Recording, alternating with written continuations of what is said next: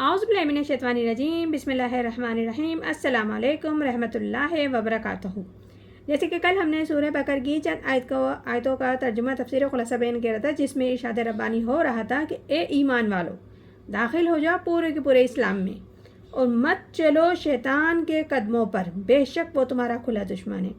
پھر اگر تم پھسلنے لگو بعد اس کے کہ پہنچ چکی ہے تم کو واضح دلائل، کھلی روشنی، تو جان لو اللہ تعالیٰ زبردست ہے اور سخت سزا دینے والا ہے اور حکمت والا ہے۔ آگے ارشاد ربانی ہے، هل ينظروا الا ان يأتيهم الله في ظلال من الغمام والملائكة وقضي الامر والى الله ترجع الامور۔ کیا وہ اس کی راہ دیکھتے ہیں کہ آئے ان پر اللہ ابر کے ساتھ سائبانوں میں اور فرشتے طے ہو جائیں قصہ اور اللہ ہی کی طرف لوٹائے جائیں گے یہ سب کے سب۔ اس آیت میں پروردگار عالم ان لوگوں کی کیفیت بتا رہے ہیں کہ کس قسم کے لوگ ہیں کہ ایک نفس ہوتا ہے انسان کو پٹی پڑھاتا ہے، وہ یہ ہوتا ہے کہ دین کا یہ حصہ ہے، تم آرام سے کرتے رہو، میٹھا میٹھا کھاؤ اور کڑوا کڑوا تھوک دو، کہ ایک نفس یہ ہوتا ہے جو انسان کو یہ تسلی دلاتا ہے۔ اور دوسری پٹی اس طریقے سے ہوتی ہے کہ ذرا ٹھیک ہے، ذرا ٹھہر جاؤ، یہ اللہ کا حکم ہے، بے شک یہ حکم ہے، یہ دین کا تقاضا بھی ہے اور یہ ہماری ذمہ داری بھی ہے اور ہمیں کرنا چاہیے، لیکن ابھی کچھ معاملات ہیں، بچوں کے معاملات ہیں، بچے بے روزگار ہیں، بچیوں کے بھی ہاتھ پیلے کرنے ہیں، ذرا ریٹائرمنٹ حاصل کر لوں یا مکان بنوا لوں یا اپنے آپ کو پھر دین کی خاطر میں بالکل خالص کر لوں گا، یعنی کہ اس قسم کی باتیں دماغ میں ڈالتا ہی ہے شیطان کہ تھوڑا یہ سارے معاملات دیکھ لوں، اس کے بعد میں اپنے آپ کو دین کی خاطر خالص کر لوں گا، پھر میں وہی کروں گا جو حکم خدا بندی ہے۔ تو یہ سب سے بڑا دھوکہ ہے اور وہ وقت کبھی نہیں آتا۔ اسی لیے پروردگار عالم فرما رہے ہیں کہ تم کس شے کا انتظار کر رہے ہو کہ اللہ تعالیٰ آ جائے بادلوں کے سائبانوں میں، فرشتے آ جائیں، لیکن حکم تو کر دیا جائے گا، فیصلہ ہو جائے گا، کیا معلوم کب وہ گھڑی آ جائے، کیونکہ مہلت نہیں دیتی ہے، موت کی گھڑی مہلت نہیں دیتی، اچانک آ جاتی ہے، کسی بھی وقت عمر ختم ہو سکتی ہے۔ پوری دنیا کی جب قیامت آئے گی تو وہ بھی اچانک ہی آئے گی، لیکن ہر شخص کی اپنی جیسے جاتی ہے، جب جان جاتی ہے تو قیامت تو اس کے سر پر تلوار کی طرح لٹک رہی ہے،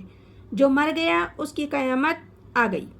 تمہارے پاس کیا گارنٹی ہے اپنی زندگی کے بارے میں کہ یہ سارے کام پہلے نمٹا دوں، اس کے بعد پھر جو بچتا ہے آرام ہو جائے گا تو میں پھر اللہ کے لیے، دین کے لیے اپنے آپ کو خالص کر لوں گا اور یہ کام کروں گا؟ کیا تمہیں اس بات کی گارنٹی ہے کہ تم نہ جانے اس وقت تک زندہ بھی رہو گے، یا تمہارے جسم میں اتنی توانائی باقی رہے گی کہ تم دین کے کام کر سکو؟ تو تم نہ جانے کس چیز کا انتظار کر رہے ہو۔ یقیناً تم معاملات اللہ ہی پر سارے لوٹائے جائیں گے، جتنے بھی معاملات ہیں تمہارے، تم سب کے سب سارے معاملات کے ساتھ اللہ ہی کی طرف لوٹائے جائیں گے، وہیں تم جمع کیے جاؤ گے، اسی کی طرف سب کو جانا ہے۔ آگے ارشاد ربانی ہے، سل بنی اسرائیل کم آتینہم من آیات بینہ، پوچھ بنی اسرائیل سے کس قدر دی ہم نے ان کو نشانیاں کھلی ہوئی۔ اس آیت میں پروردگار عالم فرما رہے ہیں کہ اے مسلمانوں، پوچھو بنی اسرائیل سے جا کر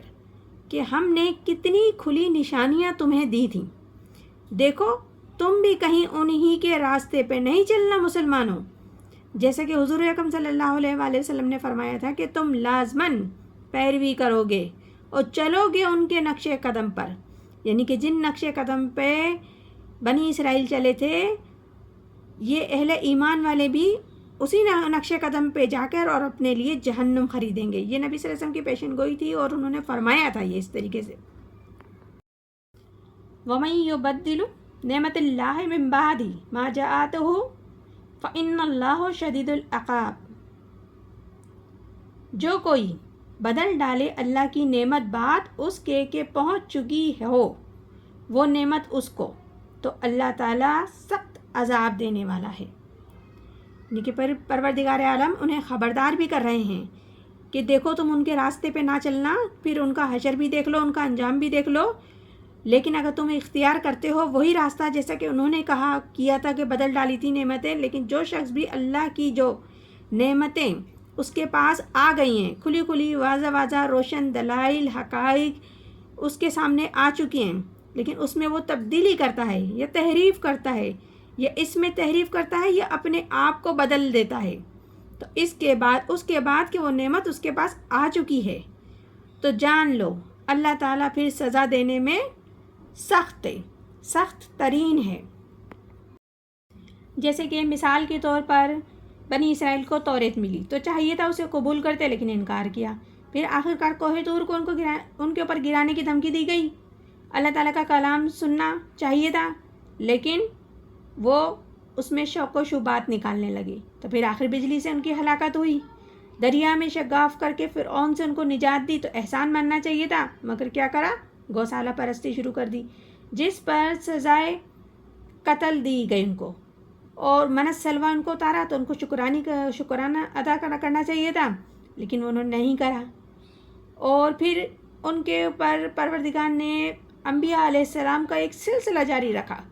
غنیمت سمجھتے تو لیکن ان کو انہوں نے قتل کرنا شروع کر دیا، جس پر سزا دی گئی کہ ان سے حکومت و سلطنت چھین لی گئی۔ اس طرح کے بہت سے معاملات ہیں جن کا ذکر قرآن پاک میں موجود ہے کہ پروردگار نے بڑی بے شمار نعمتوں سے نوازا، لیکن ان بندے نے شکر گزاری نہ کری اور گمراہ ہو جاتا ہے، تو یقیناً اللہ تعالیٰ ایسے شخص کو سخت سزا دیتا ہے۔ یہ سورہ بقرہ ہے جس کی ابھی ہم نے ترجمہ تفسیر خلاصہ بیان کیا۔ انشاءاللہ تعالیٰ مزید بھی آگے کرتے رہیں گے۔ 3 صورتوں کا کیا ہے۔ پروردگار عالم ہم سب کو قرآن پاک صحیح طریقے سے پڑھنے، سمجھنے اور عمل کرنے کی توفیق عطا فرمائے۔ آمین ثم آمین۔ جزاک اللہ۔